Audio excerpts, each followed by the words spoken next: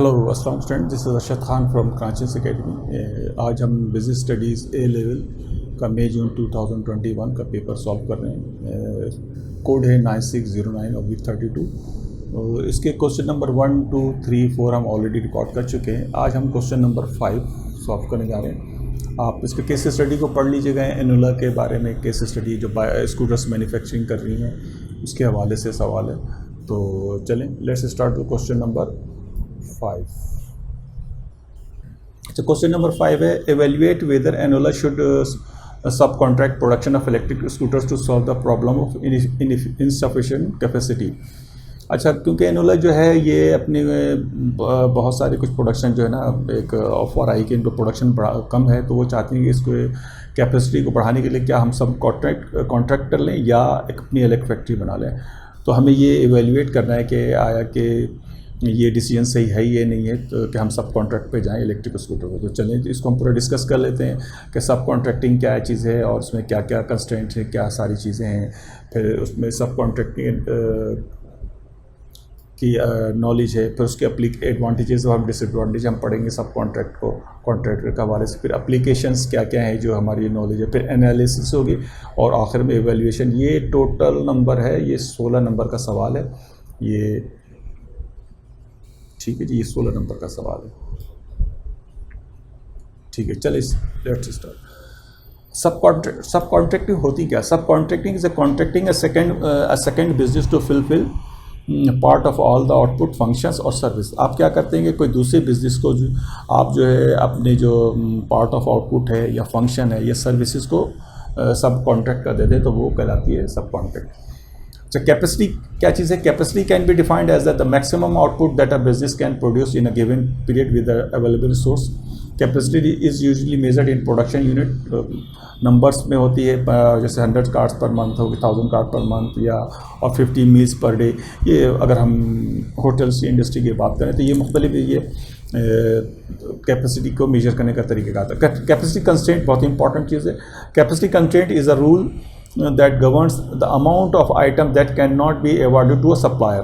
यानी constraints, capacity के constraint का मतलब ये कि कंस्ट्रेंट्स आगे के जो कि आप सामान जो है अपने सप्लायर्स को या कस्टमर उसको नहीं दे सकते। Using a capacity constraints business can be awarded to preferred supplier और the volume of the business for a supplier can be limited. जो प्रीफर्ड, फिर अगर बिजनेस कंस्ट्रेंट जहाँ पे आ जाता है, कैपेसिटी कंस्ट्रेंट आ जाता है, फिर आप प्रीफर्ड सप्लायर को या प्रीफर्ड कस्टमर को या लिमिटेड सप्लायर को या लिमिटेड कस्टमर को आप सर्व कर रहे होते हैं। Capacity utilization refers to the manufacturing and production capabilities that are being utilized by a nation or enterprise at any given. Capacity utilization का मतलब ये कि मैन्युफैक्चरिंग और प्रोडक्शन कैपेबिलिटीज़ जो कि आप यूटिलाइज कर रहे होते हैं कंपनी या ऑर्गेनाइजेशन, तो उसको कहते हैं कैपेसिटी यूटिलाइजेशन। अच्छा, अगर हम आ जाते हैं एडवांटेज और डिसएडवांटेज ऑफ सब कॉन्ट्रैक्टिंग, तो इसमें एक तो सब एडवांटेज ये कि आप अपने terms dictate your own schedule. आप अपने शेड्यूल के हिसाब से बताते हैं कि हाँ भाई मुझे इस महीने, इस हफ्ते, इस दिन ये सामान चाहिए। Make more money per hour. फिर ये आपको एक फ़ायदा होता है कि आप जो है घंटों के हिसाब से आप उनसे पैसों की बातचीत कर रहे थे कि भाई इतने घंटे में हम ये प्रोडक्शन हो गए, तो उसी हिसाब से आप सेविंग कर रहे होते, उसी हिसाब से आप खर्चा कर रहे होते, क्योंकि घंटों के हिसाब से आपकी वो चीज़ें चल रही होती हैं। फिर मोर वैरायटी। अच्छा, gain experience working on different projects. अच्छा, आपको एक ये फ़ायदा होता है कि जो आपके सब कॉन्ट्रैक्टिंग के जो लोग होते हैं वहाँ पे बहुत सारे उनको एक्सपीरियंस होता है, तो मुख्तलिफ़ किस्म के वो काम कर रहे होते हैं, तो आपको वैरायटी बहुत आसानी से मिल सकती है। फीवर ऑब्लिगेशन टूवर्ड कंपनी और कॉन्ट्रैक्टर्स दैट हायर्स यू। इसमें बहुत कम आपको ऑब्लिगेशन होती है कि जिसको आप हायर कर रहे होते हैं कि बस उसी की ऑब्लिगेशन होती है और कोई ऐसी चीज़ नहीं होती।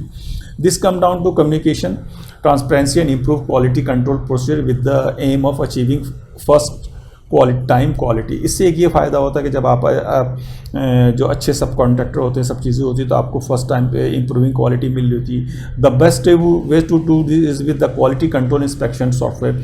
अच्छा, आप जो क्योंकि सब कॉन्ट्रैक्टर के साथ आप तो हर वक्त नहीं होते हैं, तो आप ये कर सकते हैं क्वालिटी कंट्रोल सॉफ्टवेयर थ्रू या अपने रिप्रेजेंटेटिव के थ्रू उनको मॉनिटर कर रहे होते हैं और उनके साथ चीज़ें देख रहे होते हैं। Providing checklist will help you your सब contractor to understand precisely what is expected from their work.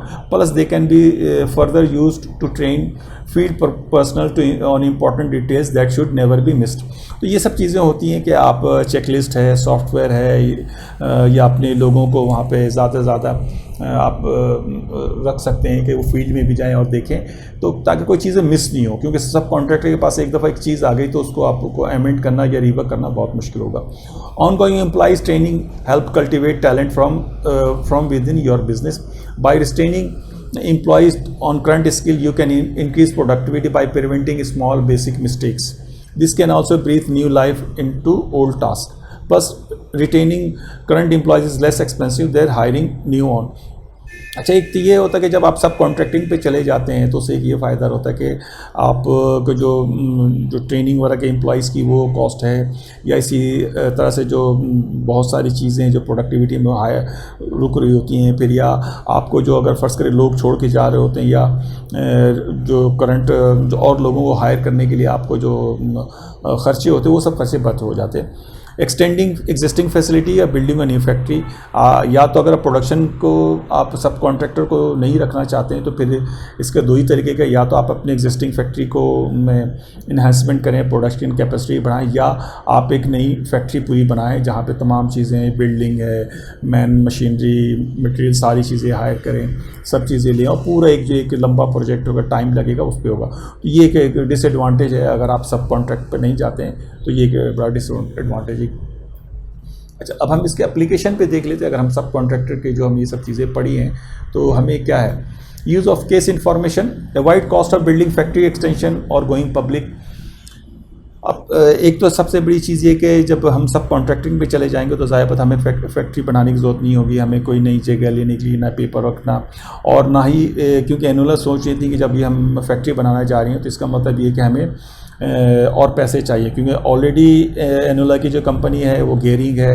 Gearing का मतलब उसमें बहुत ज़्यादा डेट्स हैं, जिसकी वजह से बहुत मुश्किल हो रही है उनको ऑपरेशन में, और उनकी सेविंग कम हो रही है.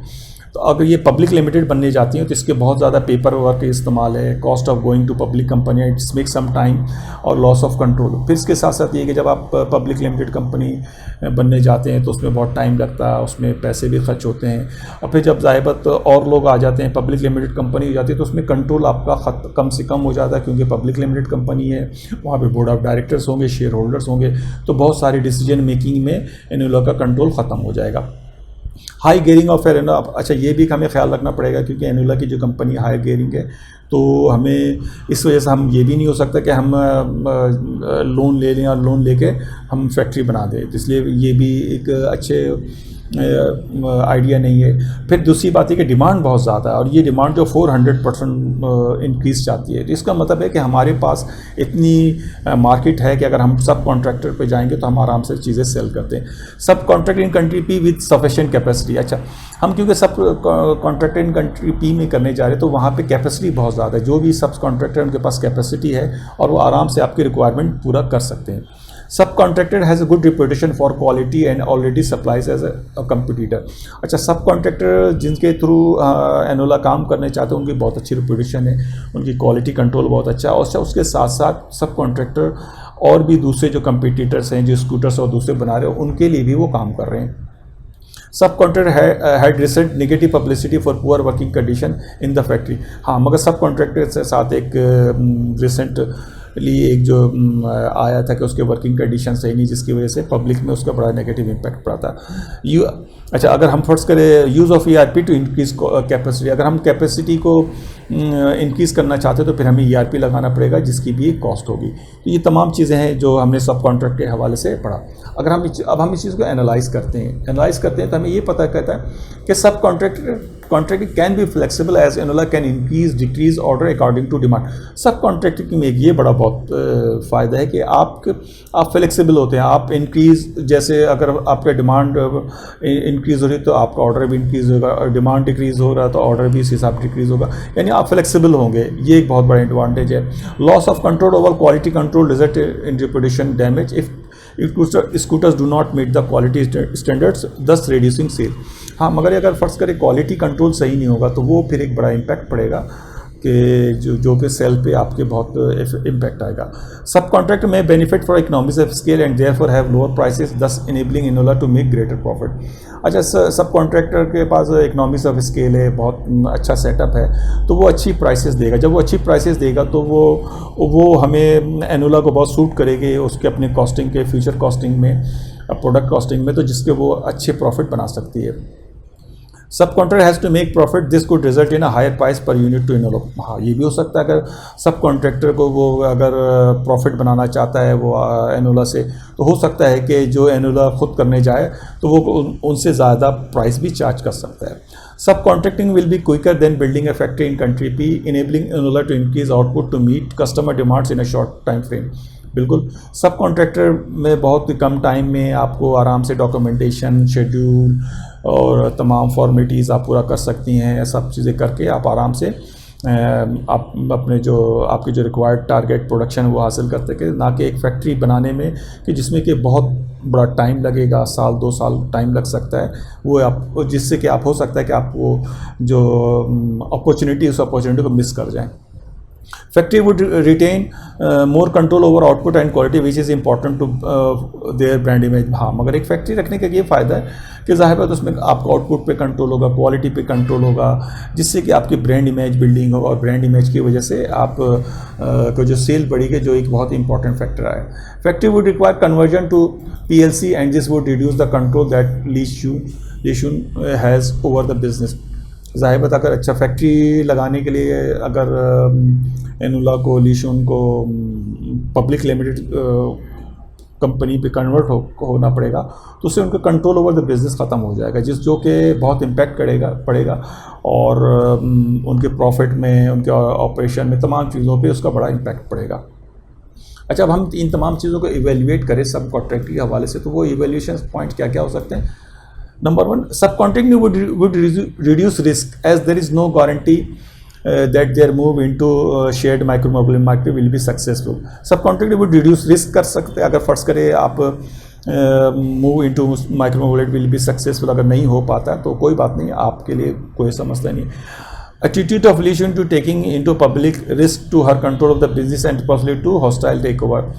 ये एक आपका जो पब्लिक लिमिटेड कंपनी होना, या फिर इसके अलावा लीशन के पास एक ऑफ़र है कि आप टेक ओवर कर लें, तो वो कोई और कंपनी के साथ आप अमलगमेशन या टेक ओवर करें, तो वो उन सब चीज़ों से आप बच सकते हैं और risk of control giving to others वो आपका ख़त्म हो सकता है। Depend on the terms of the contract as to how flexible subcontract is to Enola. ये भी बहुत ज़्यादा डिपेंड करता है कि आप सब कॉन्ट्रैक्टिंग कैसी हुई है और किस तरह से टर्म्स एंड कंडीशन है, जो कि एनोलर्स को फ्लेक्सिबल रखना पड़ेगा। How important is the negative abilities regarding the poor working condition with the subcontractor, price may be more important to business customers. एक जो नेगेटिव पब्लिसिटी भी है regarding poor condition of customers, उसको भी Enola को देखना पड़ेगा। वो उसका तो उसके बिजनेस पे कोई इम्पैक्ट नहीं पड़ेगा, क्योंकि अगर फ़र्ज़ करें वो खुद अपने तौर पे करने जाएगी तो प्राइस का उसको इशू आएगा, जो कि कस्टमर के लिए मुश्किल होगा देना। Significance of the subcontractor supplying their competitor, ये भी हमें जहन में रखना पड़ेगा कि सब ऐसा तो नहीं कि हमारी जो एनोला की कोई टेक्नोलॉजी या कोई और ऐसी चीज़ जो वो कॉम्पिटिटर से शेयर हो जाए, इसको भी देखना पड़ेगा। रिलायबिलिटी ऑफ सब कॉन्ट्रैक्टर की रिलायबिलिटी देखना पड़ेगा कि वो टाइमली प्रोडक्शन दे सकता है, नहीं दे सकता, क्या क्या चीज़ें उसके पास, मैन पावर, सेटअप और सारी चीज़ें, ये भी हमें देखना होगा। If subcontractor has sufficient capacity to meet owners orders, does this suggest that the business has a problem? Enola may be able to achieve lower contract price। अगर फ़र्ज़ करें सब कॉन्ट्रैक्टर पर बहुत ज़्यादा फैसिलिटी है और वो आराम से प्रोडक्शन कर रहा है, आपको आराम से कर रहा है, तो ये भी हमें चेक करना पड़ेगा कहीं ऐसा तो नहीं कि उसके बिज़नेस में प्रॉब्लम है, क्योंकि ऐसा नहीं हो सकता कि किसी के पास बहुत ज़्यादा ओवर कैपेसिटी हो और वो आपको प्रोडक्शन के ऑफ़र कर रहा है। देयर मस्ट बी समथिंग, उसको देखना पड़ेगा। तो और उसको इस्तेमाल करते हुए ये हो सकता है कि एनोला को अच्छी प्राइस मिल जाए, कि ज़ाहिर बात वो तो सब कॉन्ट्रैक्टर तो चाहेगा ना कि उसकी कैपेसिटी इस्तेमाल हो, तो वो उसको एक आसानी होगा। फैक्ट्री में भी चीपर इन लॉन्ग टर्म। हाँ, फैक्ट्री में एक ये फ़ायदा है कि आपको लॉन्ग टर्म में फैक्ट्री चीप हो जाएगी, क्योंकि ज़ाहिर बात तमाम के तमाम आपके जो कॉस्ट जो पे ऑफ हो चुकी, जो डेप्रिसिएशन वो सब चार्ज ऑफ हो चुका होगा और पे बैक पीरियड सब कवर हो चुका, तो आपको लॉन्ग टर्म में वो फ़ायदा पड़ेगा। अच्छा, और भी बहुत सारे इंपॉर्टेंट फैक्टर हैं जो हमें जहन में रखना पड़ेगा। अच्छा, unemployment has decrease to 3.8% and economic growth of to 5%. Interest will increase the cost of doing production country Q. अच्छा, क्योंकि जिस कंट्री क्यू में इंटरेस्ट जो इंक्रीज़ होने जा रहा है, अच्छा क्योंकि कंट्री की कंडीशन बहुत अच्छी, तो ग्रोथ भी बढ़ रहा था. अच्छा, ग्रोथ बढ़ने की वजह से क्या हो रहा है, अनएम्प्लॉयमेंट रेट कम हो रहा है. जब अनएम्प्लॉयमेंट रेट कम होगा तो फिर ये होगा कि जो कॉस्ट ऑफ एम्प्लॉयमेंट है या कॉस्ट ऑफ रिटेनिंग एम्प्लॉयज़ जो है वो बढ़ जाएगा. तो ये एक बहुत बड़ा फैक्टर है. अगर आप खुद अपनी प्रोडक्शन फैसिलिटी बनाते हैं तो उसके लिए लेबर और ये सारी चीज़ें हायर करने की, जो कि आपको कॉस्टली पड़ जाएगी. The country Q exchange rate appreciate which highly benefit to import cycles from subcontractor on low price and sell it in local currency which is high value. क्योंकि एक एक्सचेंज रेट कंट्री क्यू में appreciate हो रहा है और आप जो सब कॉन्ट्रैक्टर आपका कंट्री पी में है, जहाँ पे वहाँ की करेंसी लोकल करेंसी लो है, आपकी करेंसी हाई है. तो इसका मतलब जब आप लो प्राइस पे चीज़ खरीद के अपने मुल्क में लेके आएंगे तो हाई वैल्यू में बेचेंगे तो उसको फ़ायदा होगा. तो स्टूडेंट्स, ये आपने देख लिया क्वेश्चन नंबर 4 को हमने ये पूरा क्वेश्चन नंबर 5 को पूरा डिस्कस कर लिया कि क्या एनुअल को सब कॉन्ट्रैक्ट पे जाना चाहिए, नहीं जाना चाहिए. तो उसके तमाम चीज़ें हमने जो उस हवाले से नॉलेज एरियाज़ हैं, एप्लीकेशन, इवैल्यूएशन और जो सारी चीज़ें हमने एनालिसिस किया, सब देखा. तो ये 16 नंबर का सवाल है और आप इसको जाके इसको देखिएगा और उसमें कोई ऐसी चीज़ है जो आपको और मोर क्लेरिफिकेशन चाहिए तो आप उसको देख लीजिएगा. और इससे पहले मैं ऑलरेडी क्वेश्चन 1, 2, 3, 4 रिकॉर्ड करवा चुका हूँ. तो ये क्वेश्चन नंबर 5 भी आपको काफ़ी हेल्प करेगा. Thank you. अस्सलाम वालेकुम.